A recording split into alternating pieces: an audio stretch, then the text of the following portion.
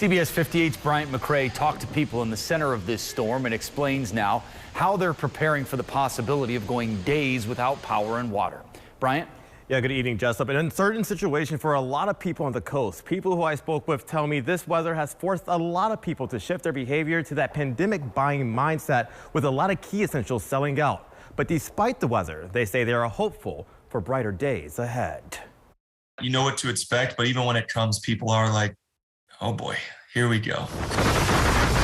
Hurricane Ian has made landfall. Arms is swaying. It's the branches are coming off, and it sounds like a thunder. Like you can feel the building shake from time to time. Bringing to Florida heavy rain, strong winds, and extreme precautionary measures. So far, we don't have water. Water was shut off by the county about 12 hours ago. Victor Minnick lives in Siesta Key, an area in the direct eye of the storm. Today, he is taking shelter from the elements with his 17-year-old son, hoping for the best. First time, and it's something you won't forget.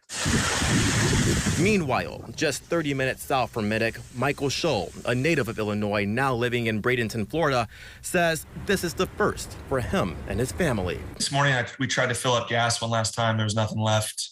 They were limiting how much ice you could buy, how many bottles of water. Scholl says his family is ready to take on the storm.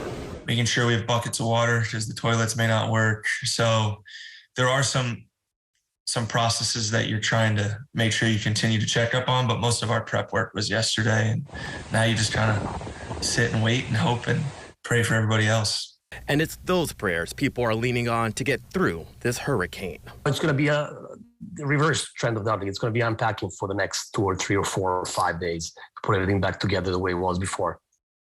Now, Jessup and Natalie, I spoke with Michael moments ago. He says the winds have picked up and he and his family are safe. He says they still have power, but the question now stands, for how long? In the studio, Bryant McCrae, CBS 58 News.